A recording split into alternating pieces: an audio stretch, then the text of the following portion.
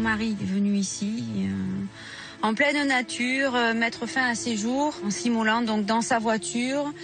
Il a tout simplement bu de l'essence. Voilà, pour vous dire à quel point quand même il était bien touché. Il a bu de l'essence, il a imbibé à l'intérieur de sa voiture. Il a allumé le briquet pour se faire imploser vraiment de l'intérieur. Pour vous dire vraiment dans la souffrance dans laquelle il était, c'est un meurtre contre lui-même. Ces molécules sont-elles plus néfastes qu'efficaces? Y a-t-il des intérêts qui se cachent derrière? Et surtout, les médecins français ont-ils tendance à les prescrire trop facilement? On va en débattre avec nos deux invités, le professeur Jean-Pierre Ollier, qui est professeur de psychiatrie à l'hôpital Sainte-Anne et auteur d'un rapport sur les antidépresseurs pour l'Académie de médecine, et le docteur Patrick Landman, psychiatre, qui s'élève contre l'abus de prescription. Mais avant, notre documentaire, Mort sur ordonnance, c'est signé Olivier Bichetti.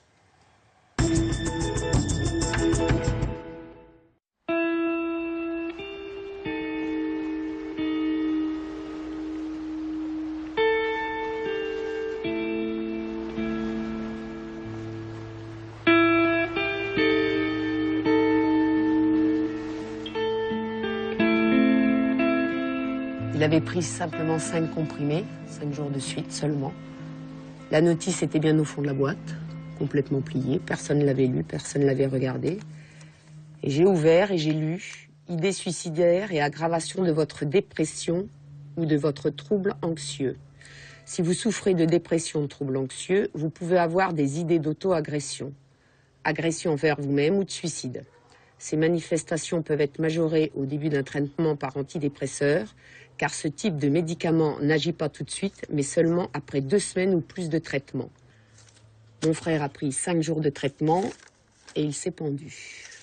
Et je reste persuadée au jour d'aujourd'hui que s'il n'y avait pas eu cette molécule chimique, il serait toujours parmi nous.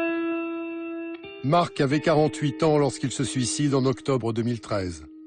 Il a un mal de dos récurrent, se fait opérer, mais l'opération sera pire que le mal. Il accuse le coup.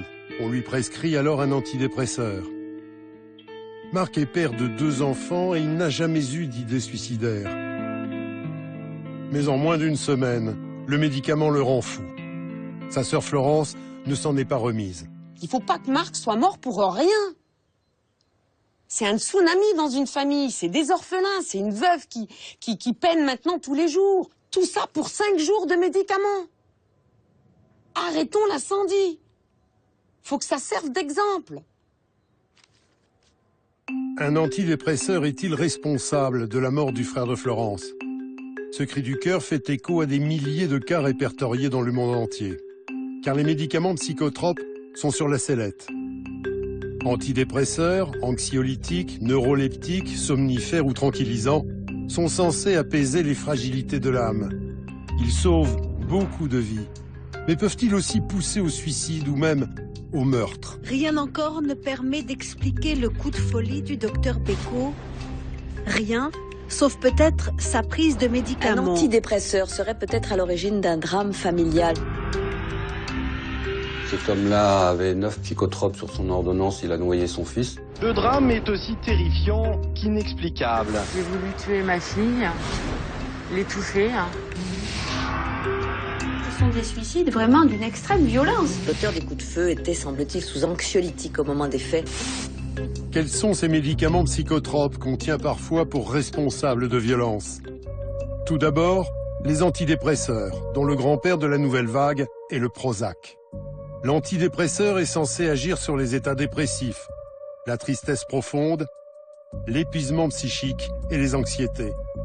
Il boosterait les humeurs pour faire revenir le patient à un état plus stable. En France, au moins 6 millions de personnes en prennent. Ensuite, les benzodiazépines, dont les plus répandus sont les anxiolytiques, comme le Valium ou le Xanax, mais aussi un grand nombre de somnifères. Ils agissent sur les états anxieux, les crises de panique, les insomnies. Contrairement aux antidépresseurs, ils font redescendre les humeurs pour calmer les anxiétés. En France, c'est un best-seller. 11,5 millions de personnes en prennent tous les ans, soit plus d'un adulte sur 4. Enfin, il y a certains tranquillisants et les puissants neuroleptiques qui influent sur les nerfs. Personne ne conteste l'utilité de ces médicaments qui agissent sur la sérotonine, un neurotransmetteur qui régulerait les humeurs. Mais en fonction des individus, il ferait disjoncter le cerveau, serait dangereux et même mortel. En France, le professeur Even est l'un des rares médecins à tirer la sonnette d'alarme. Il a compulsé ou traduit des dizaines de rapports et d'ouvrages qui mettent en garde contre les psychotropes. Vous avez déjà joué au jeu de quilles, hein, quand vous lancez une boule. Le problème, c'est qu'il n'y a pas une quille qui va tomber, il y en a plusieurs. Et bien, c'est la même chose dans ce genre de thérapeutique psychiatrique. On lance une boule, le médicament, au milieu du jeu de tous les neuromédiateurs qui font fonctionner notre esprit.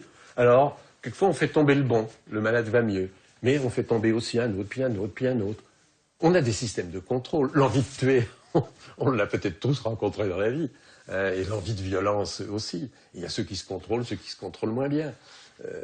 Vous ajoutez, vous lancez la boule dans le jeu de quilles, et à ce moment-là, les inhibitions disparaissent, et on voit des gens faire des actes dont on ne les croyait pas capables, dont ils ne se pensaient pas eux-mêmes capables, et qu'après coup, ils ne comprennent pas pourquoi ils les ont faits.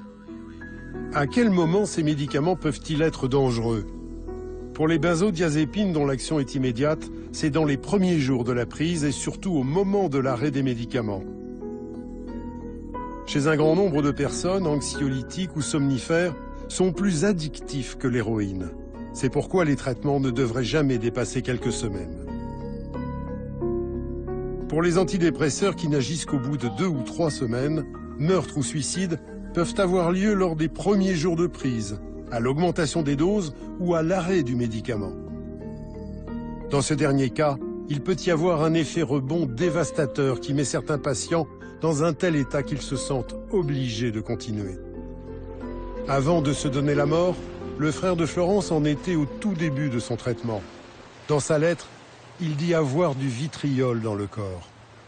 Mon frère, c'est quelqu'un qui avait des douleurs par rapport à une opération qui avait été loupée. C'est pas quelqu'un qui était dépressif. On n'a pas essayé de lui donner des traitements alternatifs. On n'a pas essayé de l'écouter. Plusieurs fois, il m'a dit au téléphone, on ne m'écoute pas, on ne m'a pas compris. On lui a donné la molécule qui, 5 jours après, l'a entraîné à se pendre. On est en train de mettre toute une population sous molécule, sous cloche. Est-ce qu'on prescrit trop facilement en France? Pour nous en rendre compte, nous nous sommes rendus dans 6 cabinets de médecins pris au hasard, munis d'une caméra cachée. 95% des médicaments psychotropes sont fournis par des généralistes. Le scénario est simple, une mauvaise passe due à une perte d'emploi. J'avais un contrat renouvelable. J'ai appris il y a une semaine que c'était pas renouvelé. Du coup, je vous avoue que j'ai plus vraiment de désir. J'ai du mal à me lever le matin. Et avant ça allait? Oui, ça allait bien. Oui, c'est juste la perte d'emploi en fait. Vous avez des idées noires? Non, pas spécialement, non. Vous parlez de suicide, je suppose. Non, j'ai pas eu de... Non. Vous avez des moments comme des crises, un peu du mal à respirer Non, j'irai pas jusque-là, non. Là, oui, il n'y a pas de problème pour vous aider. Ce que je peux vous proposer, c'est un traitement pour juste le début, pour rebondir à un traitement qui serait anxiolytique, d'accord, qui fait descendre l'anxiété. 5 minutes 30 pour se faire prescrire un anxiolytique lors de la première consultation. Quelques semaines. Le second médecin tend une ordonnance où il a prescrit un antidépresseur, dont il affirme que les effets secondaires sont quasi inexistants. Vous avez déjà eu une réaction comme ça? Non, c'est la première fois que ça m'arrive. Le troisième n'est pas très favorable aux médicaments psychotropes. Mais étrangement, il fournit tout de même une ordonnance pour du Séroplex, un antidépresseur. Ce que je vous proposerais, c'est d'attendre un peu de voir comment ça évolue, quitte à vous faire dès maintenant une ordonnance pour un traitement antidépresseur. La quatrième est la seule qui trouve prématuré de donner un médicament psychotrope dans un tel cas. Et ben dans ce cas-là, moi je commence souvent par des antihistaminiques et D'accord. D'accord. Un antihistaminique est un traitement contre les allergies, mais qui peut aussi faciliter le sommeil. La cinquième propose un anxiolytique. Elle préconise un demi-comprimé, puis un, puis 2 et jusqu'à 4 par jour. La prescription est pour 3 mois alors qu'il est recommandé de la limiter à 8 semaines en raison des effets extrêmement addictifs du Xanax. Si ça ne suffit pas, elle conseille d'ajouter un antidépresseur.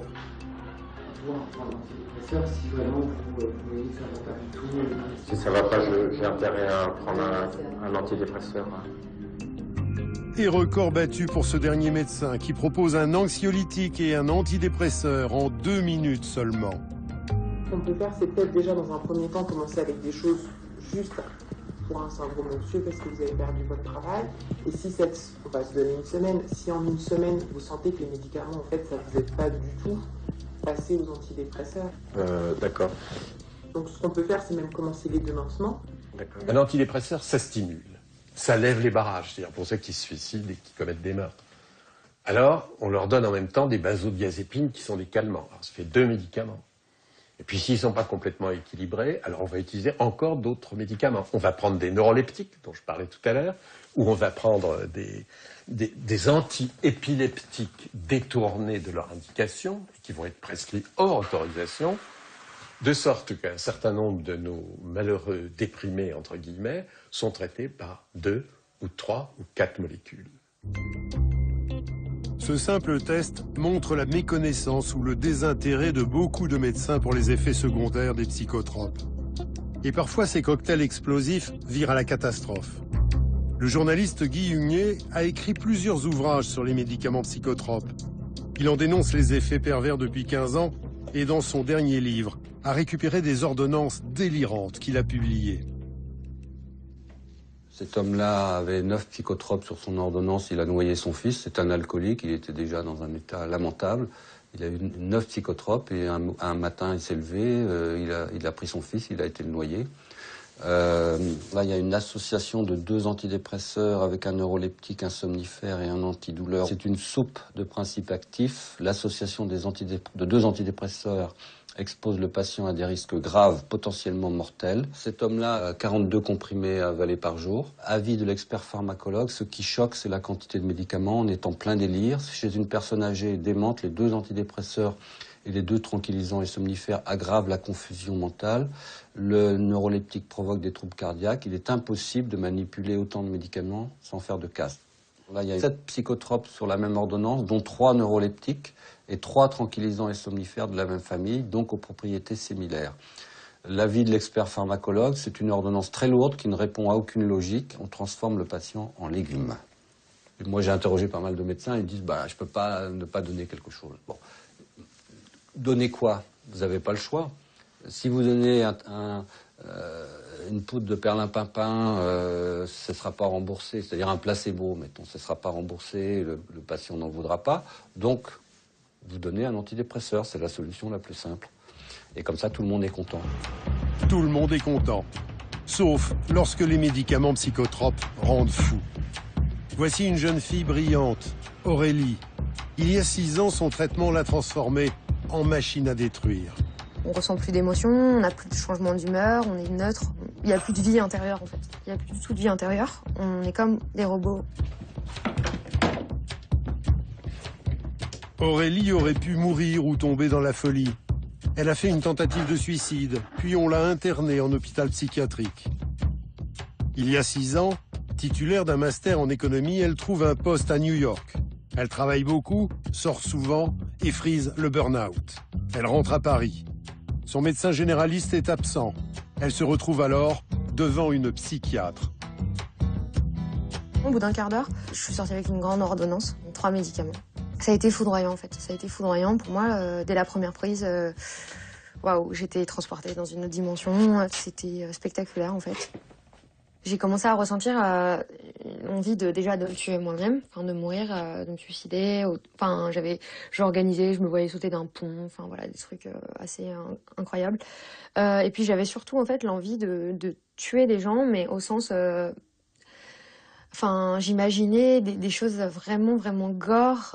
J'imaginais tuer mes parents au sens organiser un meurtre, couper des têtes, décapiter des gens, J'ai commencé à m'imaginer avoir une mitraillette dans les mains et tirer sur tout le monde, aller dans des écoles et tirer. Et vraiment, voilà, de fusiller les gens autour de moi. C'était juste effrayant de se voir penser ça, de se dire qu'on est en train de penser à ça. La jeune fille pacifique s'est transformée en furie et elle s'en inquiète. Elle consulte alors d'autres médecins. Au lieu de m'aider à réduire ces médicaments et de me confirmer que c'était bien à cause de ça, que j'avais changé de personnalité en une semaine, en gros, au bout de 3 minutes de discussion, c'est on va augmenter les doses. Aurélie surréagit à l'augmentation des doses et passe à l'acte. Tentative de suicide, puis la psychiatrie. Elle décide alors d'arrêter son traitement. Les désirs de violence disparaissent aussitôt, mais elle mettra 2 ans à se remettre d'aplomb. Aujourd'hui, Aurélie a refait sa vie. Elle habite à Londres où elle est devenue artiste peintre. Mais elle souhaite toujours savoir ce qui s'est réellement passé. Elle se rend donc auprès d'un psychiatre britannique réputé, David Healy. Pour l'industrie pharmaceutique, c'est l'homme à abattre. Depuis 20 ans, il dénonce la dangerosité des médicaments psychotropes et ses expertises ont permis la condamnation de presque tous les grands laboratoires. Il dit que ces pilules sont utiles, mais dangereuses.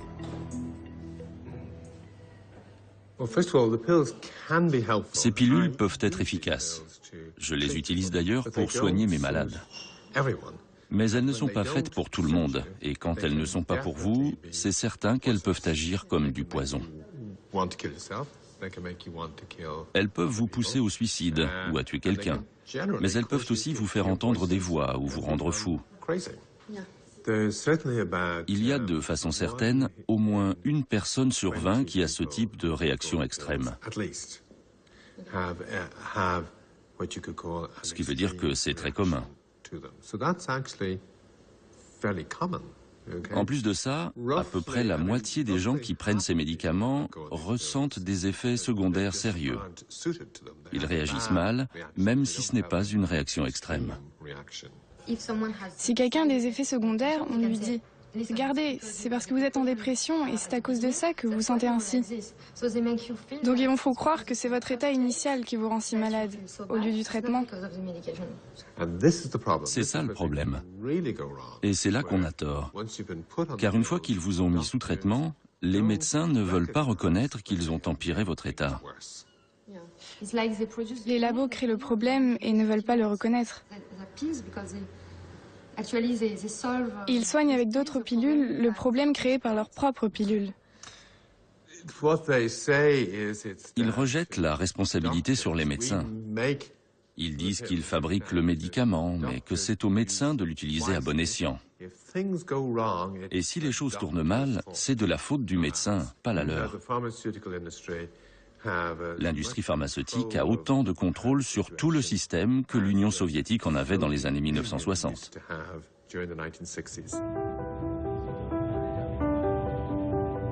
Aurélie ressort de cet entretien avec l'impression d'avoir été victime d'une erreur médicale. Elle en a gros sur le cœur contre sa psychiatre. Alors elle va la rencontrer 6 ans plus tard pour tourner enfin la page. Si ma mémoire est bonne, j'ai l'impression de vous avoir déjà vu. On s'est vu une fois, il y a 6 mois, il y a exactement 6 ans. 6 ans, tout à fait. Et je suis très contente de vous voir aujourd'hui, 6 ans après, pour vous faire part du fait que vous avez failli bousiller ma vie. Vous avez failli mettre ma vie à néant avec les médicaments que vous m'avez donnés. Au bout d'un quart d'heure de consultation, vous m'avez prescrit un cocktail de médicaments ultra puissants. Vous vous rappelez des médicaments? Je m'en rappelle très très bien. D'accord, est-ce que vous pouvez me dire? Séroprane, oui. Théralène et un anxiolytique. Vous vous rendez pas compte à quel point c'est puissant? Juste, peut-être réfléchir un petit peu plus avant de donner les médicaments à des gens qui essaient de mieux comprendre leur situation personnelle. C'est vrai qu'on ne garantit pas les résultats. Il n'y a pas de risque zéro avec les médicaments. Il y a beaucoup de patients qui réussissent quand même à surmonter les problèmes grâce aux médicaments. Il n'y en a pas. Il y en a quelques-uns avec qui ça ne marche pas. Ça a été votre cas. J'en suis vraiment désolé. Si ça a été vraiment une mauvaise expérience pour vous, j'en suis vraiment. Et je le pense vraiment. D'accord, mais vous avez conscience quand même que c'était surpuissant. et que c'était extrêmement dévastateur. Non. Si j'avais cette conscience-là, madame, j'ai eu tous les effets secondaires. Si j'avais cette conscience-là, j'aurais jamais prescrit. Mais la seule chose que je veux préciser, il peut y avoir eu une erreur du diagnostic. Une erreur du diagnostic qui a poussé à prescrire. Alors, après, en aucun cas, il faut que vous gardiez en tête que je l'ai fait dans l'intention de vous nuire. Oui, bien sûr, bien sûr. Bonne continuation. Merci. Au revoir. La psychiatre reconnaît une erreur de diagnostic. Mais c'est aussi tout un système qui pousse à une consommation accrue de psychotropes.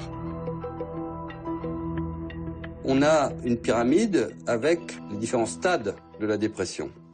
Celles-ci sont celles qui présentent le plus de risques suicidaires. Et là, on sait avec certitude, il y a un consensus là-dessus, que ce sont les dépressions sur lesquelles les antidépresseurs sont indispensables. Dans les dépressions modérées, on sait qu'il y a également une action favorable des antidépresseurs. Tout ça n'est que la partie visible de l'iceberg, la partie invisible étant ici, c'est-à-dire dans tout ce qui est la partie mal-être. On sait par les différents rapports de santé mentale que 50% des prescriptions en France sont non justifiées. Or, ça constitue un réservoir phénoménal pour les laboratoires qui, eux, mettent la pression pour que les médecins prescrivent là. Les laboratoires ont intérêt à augmenter le nombre de malades, car les médicaments psychotropes représentent un marché planétaire de dizaines de milliards de dollars. Premier consommateur mondial de ce type de médicaments, la France est un véritable tiroir-caisse. Ces pilules du bonheur font surtout celui des laboratoires, dont les bénéfices dépassent ceux de l'industrie pétrolière. Médicaliser la vie quotidienne, psychiatriser les problèmes de l'humeur, c'est créer des malades, des clients et des marchés pour l'industrie pharmaceutique qui ne s'en est pas privée. On ne gagne pas d'argent seulement avec les malades, il n'y en a pas assez. On est parvenu, aux États-Unis d'abord, chez nous aujourd'hui, à faire croire à beaucoup de gens que leur sentiment de mal-être relevait de comprimés, de pilules, et que même, depuis 20 ans, on y a ajouté le syndrome d'agitation de l'enfant, d'hyperactivité de l'enfant, comme on dit, dont personne ne parlait en 1980 encore, et qui est tellement rentré dans la tête des psychiatres, des médecins et des industriels, que à l'heure où je vous parle, un adolescent de sexe masculin américain, ou enfant, entre 5 et 18 ans, 1 sur 5 est sous traitement par 1, parfois 2, et même quelquefois 3 psychotropes. Aux États-Unis, cette médicalisation outrancière a une résonance particulière. Au fil des ans, des suicides inexpliqués de gosses sous antidépresseurs ou anxiolytiques ont frappé l'opinion publique. Ici, un enfant de 10 ans appelle les urgences.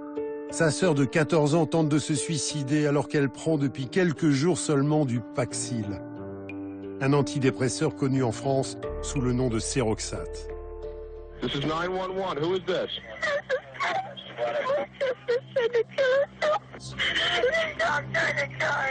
Where is your sister? What is she trying to do? Take pills? What? No, my dad told me.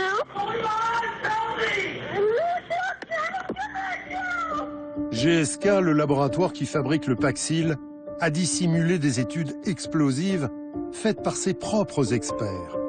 Suite à une vague de procès, la justice a obligé GSK à les dévoiler. Elle montre que son médicament augmente jusqu'à 8 fois les pensées suicidaires ou les passages à l'acte. Que dire aussi de ces tueries de masse perpétrées par des adolescents? 9 auteurs sur 10 étaient sous un cocktail de médicaments psychotropes. Malgré des milliers d'individus qui ont engagé des procédures contre les laboratoires aux États-Unis, les médicaments psychotropes restent des best-sellers. Et c'est business as usual. Tous les ans, la puissante association américaine de psychiatrie organise le plus important colloque de la planète. Pendant 5 jours, 15 000 psychiatres du monde entier assistent à des dizaines de conférences. L'industrie pharmaceutique a flairé le bon filon. Elle finance grassement l'événement en faisant la promotion de ses derniers médicaments et ses stands envahissent un hall entier. Pour l'occasion, même le vice-président des États-Unis, Joe Biden, se déplace. C'est dire l'importance qu'on y porte. À la tête de l'Association américaine de psychiatrie, Jeffrey Lieberman, certainement le psychiatre le plus influent de la planète. Lors de la conférence de presse, nous lui posons la question sur la dangerosité des médicaments psychotropes. Ces médicaments n'ont rien de dangereux. En tous les cas, rien de plus dangereux que ceux que vous utilisez de façon commune pour des maladies non psychiatriques. Les effets secondaires ne devraient en aucun cas être un obstacle pour quelqu'un qui souffre de dépression et doit être traité. La dépression est une maladie avec un taux de mortalité de 5%. C'est une maladie qui empêche toute émotion car on se sent mort à l'intérieur. On se sent sans espoir, sans aide et on peut probablement mourir si vous savez comment faire pour vous suicider. Toutes ces exagérations ou ces peurs sur les effets secondaires sont véhiculées par des gens qui n'y connaissent rien ou ne veulent rien savoir. Ils font croire à ces choses. Jeffrey Lieberman est-il le mieux placé pour défendre ces médicaments? La liste des laboratoires pharmaceutiques qui le financent est infinie. On comprend mieux pourquoi Jeffrey Lieberman n'aime pas trop les troubles faits. Ces quelques centaines de manifestants qui viennent régulièrement perturber la grand-messe de la psychiatrie. Il y a là une multitude d'associations, ainsi que la Commission des citoyens pour les droits de l'homme, tenue par les scientologues. Le slogan du jour, « Cessez de droguer nos soldats ». Une vague de suicides sans précédent secoue en effet l'armée américaine. Et ces manifestants mettent en cause les antidépresseurs qu'on leur administre dans 9 cas sur 10.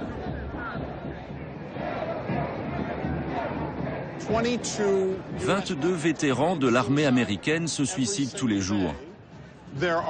En 2012, il y a eu plus de soldats qui se sont suicidés que de morts au combat. Pour les antidépresseurs, il y a 49 mises en garde obligatoires sur la planète qui alertent contre les risques d'agression, d'anémie, de suicide ou même de possibilité de meurtre. C'est scandaleux et les psychiatres ne peuvent pas dire qu'ils ne sont pas au courant. En face des protestataires, des psychiatres, souvent étrangers, un peu sceptiques. J'en ai parlé un peu et je me disais que c'était difficile de définir s'il y a une relation de cause à effet entre le traitement et le fait que la maladie s'aggrave. Est-ce dû au médicament? Est-ce dû à la maladie? J'ai lu que pas mal de vétérans s'étaient suicidés l'année dernière. Mais je me demande aussi combien de suicides ont été empêchés grâce aux antidépresseurs. On ne peut pas tout soigner juste en prenant une pilule, il faut aussi de la thérapie. Mais je ne suis pas certaine que ce soit les antidépresseurs qui sont responsables de l'augmentation du nombre de suicides.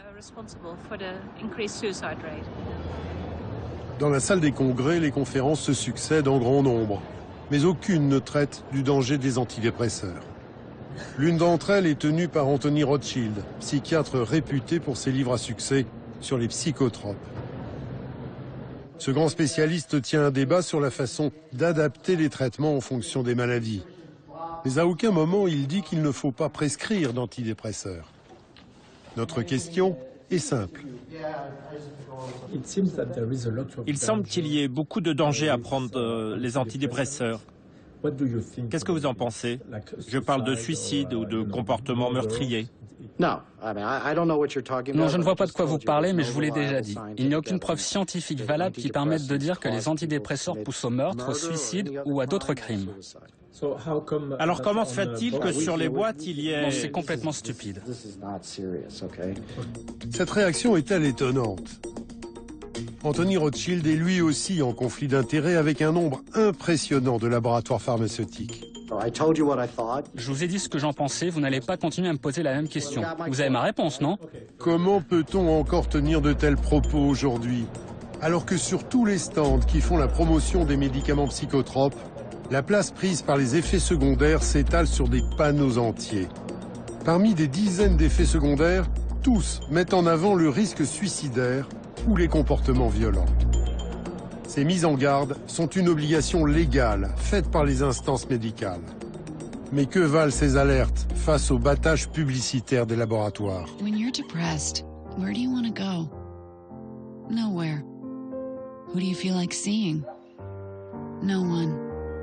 Depression hurts in so many ways. Ces publicités interdites en France atteignent des dizaines de millions de foyers aux États-Unis, l'un des rares pays où la promotion pour les médicaments est autorisée. Pour les promoteurs de ces publicités, un nouveau client, c'est un client captif. C'est ce que dénonce Michael Baum, un avocat spécialisé dans l'industrie pharmaceutique. Cet homme est un cauchemar pour les laboratoires. Ces procès leur ont coûté des milliards de dollars. Son leitmotiv, dénoncer l'effet addictif des médicaments. L'un des problèmes de ces médicaments, c'est qu'une fois que vous les prenez, vous ne pouvez plus décrocher. Vous en devenez prisonnier. Et on peut même dire qu'on programme les malades pour les prendre à vie. Si vous prenez ces médicaments et que vous voulez les arrêter, vous ressentez comme des chocs au cerveau, des nausées, des sérieux maux de tête ou des vertiges. Alors vous reprenez le médicament et tout ceci disparaît. Et vous êtes alors convaincu qu'il faut continuer à en prendre. Et pour les docteurs, c'est pareil. Ils pensent que sans médicaments, leur patient retombe dans sa dépression. Mais ce n'est pas du tout le cas. Cette dangerosité des psychotropes est connue de longue date. Dès septembre 1991, l'Agence américaine du médicament doit réagir face à des vagues de plaintes contre le Prozac, le grand-père des antidépresseurs modernes. Celui-ci est mis en cause dans des centaines de suicides et de meurtres. Et les officiels de l'administration se réunissent alors pour déterminer s'il y a une corrélation entre ces actes de violence et le Prozac. Face à ce comité constitué de psychiatres de renom, les familles des victimes. Mon mari ne m'écoutait pas. C'était un pharmacien. On est revenus ensemble et le 30 avril, il s'est mis une balle dans la tête devant nous tous. Combien encore doivent mourir avant qu'on se rende compte qu'on a fait des erreurs? On est humains. Après avoir pris du Prozac pendant 21 jours, ma femme a tué nos 2 garçons. Et puis elle a retourné l'arme et s'est tiré 2 balles. J'entends ici qu'on veut des preuves scientifiques. Eh bien moi je vais vous en montrer, moi, des preuves. Les voici, vos preuves scientifiques. Voici les preuves scientifiques pour ceux qui disent qu'il n'y en a pas. J'ai été en thérapie il y a 1 an en tant que victime de viol. Je suis aujourd'hui ici en tant que victime du Prozac. Ça me gêne de penser que je puisse comparer les effets de cette pilule à un viol. Mais on peut le faire, parce que si cette pilule vous ôte toute envie de vivre, alors c'est un crime aussi grave que le viol. Pendant une journée entière, les témoignages vont se succéder, bouleversants. Combien de personnes vont être tuées ou mutilées avant que vous fassiez quelque chose? Vous avez le pouvoir de changer les choses, d'écouter ce qu'on vous dit et d'enquêter. On a besoin d'aide.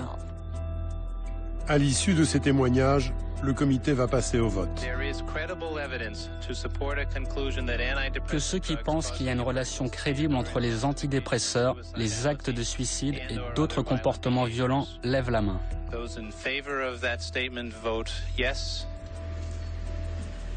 Que ceux qui pensent l'opposé le disent. La surprise est totale. À l'unanimité, le comité décide qu'il n'y a pas de lien entre le Prozac et les violences décrites par les familles des victimes.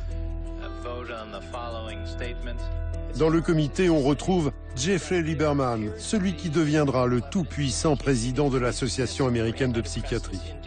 Et sur les 10 psychiatres présents lors de ce vote, 9 d'entre eux étaient en conflit d'intérêts avec un ou plusieurs laboratoires pharmaceutiques. Lors du lancement du Prozac, le laboratoire Lilly n'a pas ménagé sa peine. Mais l'un de ses cadres dirigeants a dénoncé les moyens qu'il a lui-même mis en œuvre pour booster les ventes de ce médicament. Il s'appelle John Virapen. Il a été directeur de Lilly en Suède jusqu'en 1988 et il n'est pas du genre à manier la langue de bois.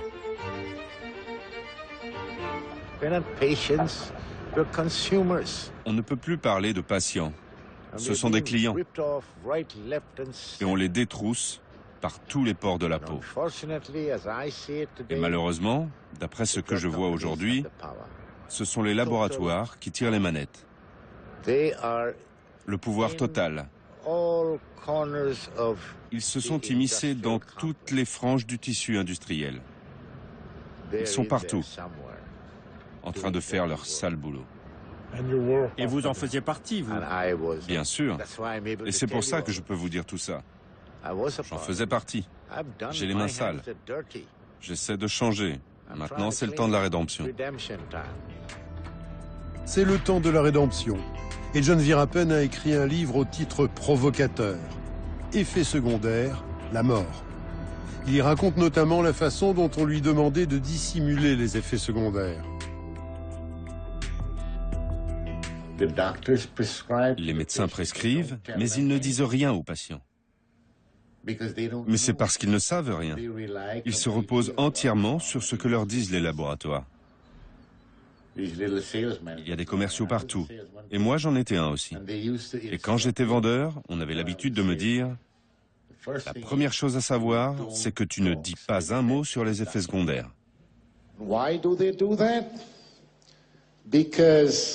They want to make money, money, money, money, money. They don't care about your lives. They only care about their wallets. De conférence en interview, John Virapen n'hésite pas à révéler les méthodes qu'il mettait en œuvre pour faire exploser les ventes. Corruption, cadeaux, voyages. Les médecins généralistes n'ont généralement pas l'habitude d'aller dans les grandes conférences ou autres. Donc un jour, je me suis dit que ce serait pas mal de faire quelque chose avec ces types. J'en ai donc réuni tout un groupe et je les ai emmenés à Singapour. Je leur ai pris un vol pour là-bas et je leur ai fait le grand jeu, la grande classe. Quand ils sont rentrés, les ventes ont explosé. Face à ces accusations, Lilly, le laboratoire qui a créé le Prozac, n'a pas souhaité nous recevoir. Mais voici ce qu'ils répondent par mail. John Virapen n'est plus employé de Lilly depuis 1988. Il ne peut donc être considéré comme une source crédible d'informations concernant les activités actuelles du groupe, ses motivations ou ses pratiques. Les laboratoires Lilly, comme tous les autres, ont tout de même lutté ferme pour que l'administration américaine n'impose pas sur les notices des antidépresseurs le Black Box Warning, une mise en garde explicite contre les risques suicidaires ou de comportements violents. En 2004, ce sera chose faite. On doit cette victoire à l'activisme des familles de victimes et de leurs avocats, comme Andy Vickery. Ce Texan est un autre poil à gratter de l'industrie pharmaceutique. Il a obtenu lui aussi des milliards en indemnités lors de ces fameux arrangements où les laboratoires ont préféré payer plutôt que de se voir traîner devant les tribunaux. Pour mieux expliquer comment une pilule peut tuer, il se sert d'un puzzle. Sa démonstration, dit-il, est valable pour tous les psychotropes.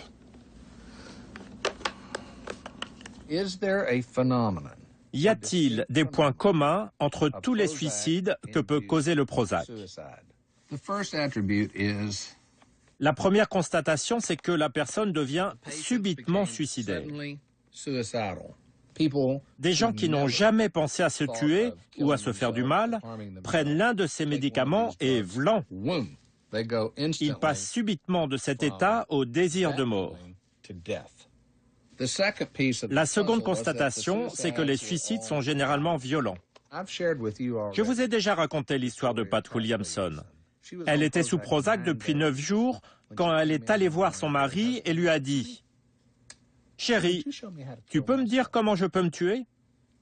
Et son mari répond « Voyons, Pat. » Et au bout de 15 ou 20 minutes, il décide d'aller la voir et découvre qu'elle s'est mutilé le corps pas moins d'une centaine de fois.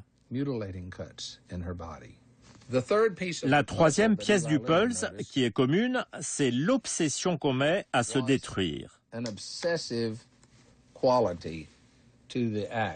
C'est une pulsion subite qui pousse à faire un acte d'extrême violence ou très dangereux à son encontre ou contre les autres.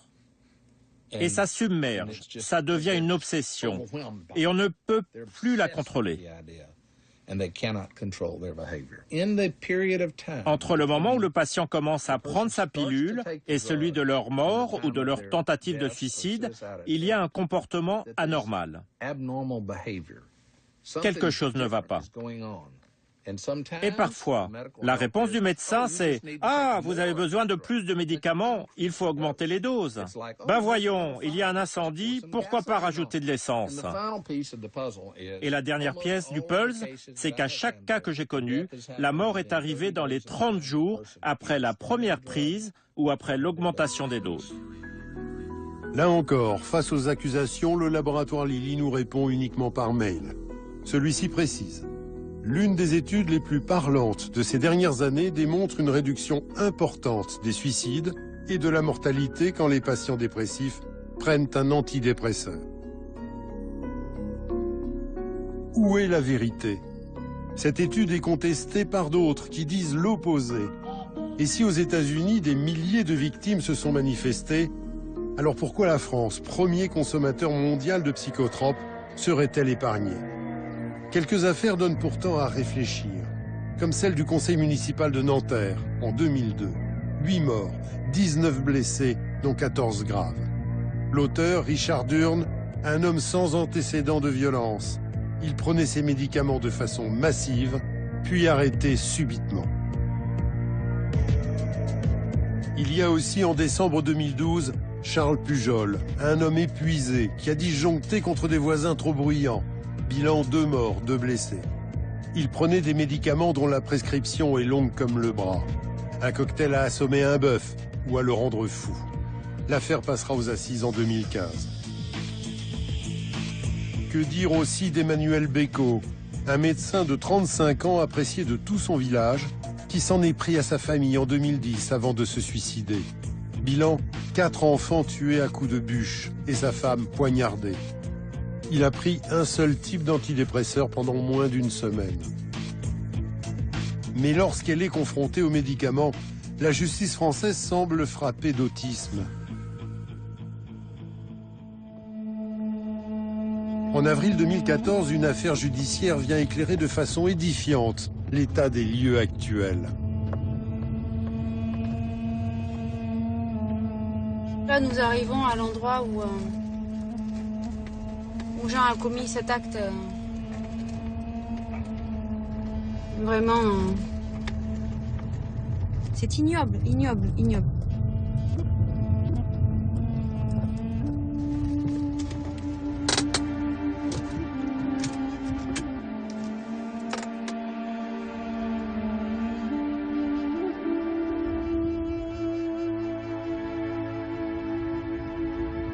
Mon mari est venu ici... en pleine nature, mettre fin à ses jours, en s'immolant donc dans sa voiture. Il a tout simplement bu de l'essence, voilà, pour vous dire à quel point quand même il était bien touché. Il a bu de l'essence, il a imbibé l'intérieur de sa voiture, il a allumé le briquet pour se faire imploser vraiment de l'intérieur, pour vous dire vraiment dans la souffrance dans laquelle il était. C'est un meurtre contre lui-même. Un meurtre contre lui-même, c'est même pas un suicide. Ses cachets lui ont changé complètement le comportement. C'était un homme fou. Voilà. Il avait perdu complètement la raison. Ces antidépresseurs qu'il prenait chaque matin l'ont tué.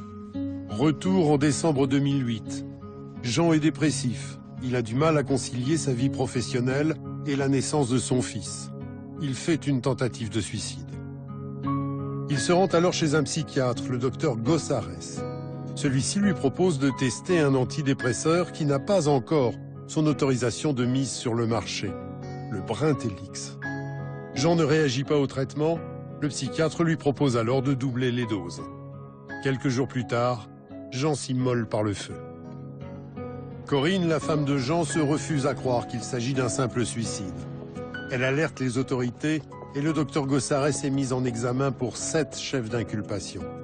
On lui reproche de multiples malversations financières, mais plus grave, la mise en danger de vie d'autrui sur pas moins de 8 patients, dont Jean, le mari de Corinne. Le 30 avril 2014, le médecin est bizarrement jugé à Bordeaux, le tribunal où il a été lui-même expert judiciaire pendant des années. Il sera condamné à 6 mois de prison avec sursis, condamnation dont il a fait appel. Mais pourquoi le laboratoire Lundbeck, à l'origine de l'antidépresseur, n'a pas été lui aussi inquiété? C'est la question que pose Maître Dupin, l'avocat du psychiatre. Les erreurs qu'on impute aujourd'hui à mon client ne sont qu'une succession de violations manifestes de certaines obligations imputables au laboratoire qui sont bien plus graves que celles qui sont reprochées aujourd'hui à mon client. Alors on fait un raccourci simpliste en disant « vous avez mis la vie de certaines personnes en danger parce que vous les avez fait rentrer dans cette étude ». Attendez. Qui les a fait rentrer dans cette étude? C'est pas mon client. Qui a mis ces médicaments dans le cadre du protocole et en phase expérimentale? C'est pas mon client. Qui a validé l'ensemble des dossiers et des candidatures? C'est pas mon client. Mon client propose, le laboratoire dispose. Les laboratoires Lundbeck n'ont pas intérêt à trop ébruiter cette affaire. Ils ont investi des millions pour que le Brintellix soit agréé par les autorités de santé. Nous sommes tout de même reçus par Sylvia Goni, une psychiatre, directrice des affaires médicales de la société. En aucun cas, le produit est incriminé dans ce qui s'est passé, qui était la déviance d'un homme. Oui, enfin, mais ce qui s'est passé sur les patients, c'est tout de même le Brintellix qui est responsable. Ah, pas du tout, c'est l'homme, c'est la prise en charge, puisque, effectivement, lui n'a pas, le jugement a tranché, la responsabilité... Il n'a pas mis le feu à ses patients, vous voyez ce que je veux dire? Non, mais je pense qu'il est dit qu'il a mis en danger la vie d'autrui par ses pratiques, et c'est pas par le médicament. Mais c'est quand même l'augmentation du médicament. Je suis désolée, pas du tout. Le médicament n'est pas mis en cause. Je suis désolée, le médicament n'est absolument pas mis en cause. Pourtant, Jean n'était plus du tout le même dès qu'on lui a augmenté sa dose de Brintellix, comme l'ont constaté Corinne et sa mère. Il ne dormait plus la nuit, les yeux étaient complètement exorbités, c'était un fou. Il devenait fou. Vous lui parliez 5 minutes après, il avait complètement perdu ce que vous veniez de lui dire. Il ne se souvenait plus de rien. Un comportement relativement agressif, puisque moi, quand même, sur mon lieu de travail, il m'a envoyé un marteau sur la tête. C'était pas du tout son genre. À partir du moment où il a commencé à suivre ce traitement, c'était plus le même homme. C'était plus le même homme, même vis-à-vis de son fils. Son état physique a changé, avec des yeux vraiment très exorbités, rouges, beaucoup de sang, un visage, voilà, de quelqu'un qui a perdu la raison. C'est déformé, quoi, voilà, franchement. Voilà. C'est comme ça que je le décrirais. Et ça fait peur. Quand vous l'avez en face de vous, ça fait peur. Ce patient prenait vos médicaments, on a pris le jour même de son suicide. Le patient était malade. Et je pense qu'il y a eu une enquête particulièrement fouillée, il y a eu expertise contre expertise. Là, moi, je m'en remets effectivement à tout ce travail qui a duré près de 3 ans. Pour Lundbeck, ce n'est donc pas le Brintellix qui est en cause, mais la dépression de Jean. C'est une ligne de défense plausible que tous les laboratoires utilisent lorsqu'ils sont mis en cause.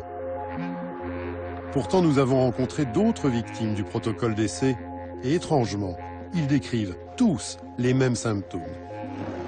Comme Christian Mounier, qui a lui aussi testé le Brintellix pendant 8 mois. Il en a perdu son boulot, sa mémoire et se décrit lui-même comme un légume. Sur cette photo, on voit bien que mon mari était souriant, hein, qu'il était bien avec notre fils, hein, qu'il s'en occupait, et qu'il était gai, que ça n'avait rien à voir. Maintenant, il est plus du tout comme ça. Hein. On voit bien que son visage a changé, que c'est plus le même homme. Hein. Je devenais agressif vis-à-vis de mon épouse, et puis j'étais pas très bien. Et mais pourquoi? Parce que tu avais quoi? Christian Mounier a cessé le Brintellix depuis 5 ans, mais n'a jamais recouvré ses capacités intellectuelles. C'est désormais sa femme qui répond à sa place. Je me rappelle plus. Il avait les yeux qui sortaient des orbites, il devenait violent, oui, et puis il était plus comme il était, hein. Ouais. Comme s'il était fou, quoi. Il m'a quand même tapé aussi, quoi, mais bon, ça c'était pas de sa faute à lui, hein. C'était dû aux médicaments. Parce qu'il ne le faisait pas avant? Ah non, ça non, il ne le faisait pas avant. Quand ses filles le voient, ils ne reconnaissent plus leur père non plus. Hein. Il ne travaille plus, hein, mon mari, il ne peut plus, il est en invalidité. Hein. Depuis qu'il a pris ses antidépresseurs. Ah voilà. Un homme qui n'est plus lui-même, un autre qui se suicide. Des effets secondaires apparemment dévastateurs chez 8 malades. Mais il y a aussi le suicide de 2 autres patients quelque temps après l'arrêt du Brintellix. Cette mauvaise série aurait dû alerter les autorités. Pourtant, il n'en est rien. Car le jour même de l'immolation de Jean, le docteur Gossares fait disparaître son nom de ses fichiers. Sa mort n'est donc plus reliée aux essais cliniques. Les décès éventuels des malades ne sont pas appelés décès. On dit que le malade a été perdu de vue. Parce que vous faites un essai clinique, vous rentrez 5000 malades. Au bout d'1 an d'essai ou de 3 mois d'essai, il y en a qui en ont eu marre, qui ne vous ont plus contacté. Ils sont ce qu'on appelle perdus de vue, lost of view. Eh bien, les morts, c'est pareil. On les classe lost of view. Donc, il n'y a pas de mort. Il n'y a pas de mort puisqu'ils ont été perdus de vue. Et donc, quand on va présenter le dossier aux autorités gouvernementales, il n'y aura pas de décès. Les autorités médicales nous expliquent que pour chaque test de médicament, elles ne reçoivent que les résultats réalisés sur l'ensemble du territoire. Les essais tronqués du docteur Gossares ont donc été noyés dans la masse et mélangés aux dizaines d'études validées dans le monde entier, comme le montre ce document qui officialise la mise sur le marché du Brintellix. Lundbeck rejette la responsabilité sur les autorités sanitaires. Il faut savoir que la pharmacovigilance est faite directement par l'agence du médicament. Hein. Et évidemment, ils ont pris toutes leurs responsabilités, j'ai toute confiance. Donc je pense que tout est parfaitement... Dès qu'on est informé, on prévient les autorités. Je pense que là, vous êtes sur une assertion qui n'est pas du tout reprise. Le médicament n'a absolument pas été incriminé, il n'y a aucune responsabilité. À aucun moment, les notices ne mentionnent que le médicament favorise des actes de violence. Alors que dire de cette notice jointe au médicament que nous avons retrouvé aux États-Unis, où le Brintellix est autorisé depuis 2013. 2 pages entières répertorient les effets secondaires. Mais surtout, le paragraphe principal met en garde contre les risques accrus de pensée et comportements suicidaires. C'est la fameuse Black Box Warning, c'est-à-dire le niveau d'alerte le plus élevé. En France, le Brintellix vient d'obtenir son autorisation de mise sur le marché. Il est donc jugé utile contre la dépression. On ferme le banc. Jean est le seul responsable de son suicide, tout comme Marc pour son décès, Aurélie pour ses pensées meurtrières et sa tentative de suicide, ou Christian Mounier pour sa déchéance. Si on ne peut nier l'efficacité de ces médicaments sur les états dépressifs les plus sérieux, combien de drames encore avant une réelle prise de conscience des effets des psychotropes sur certains patients? En France, 200 millions de boîtes d'anxiolytiques, antidépresseurs ou autres médicaments de l'âme seraient prescrits chaque année. Quels sont leurs impacts sur la santé? Pourrait-on éviter d'en prescrire autant? Existerait-il dans certains cas des traitements de substitution? On en parle tout de suite avec nos invités.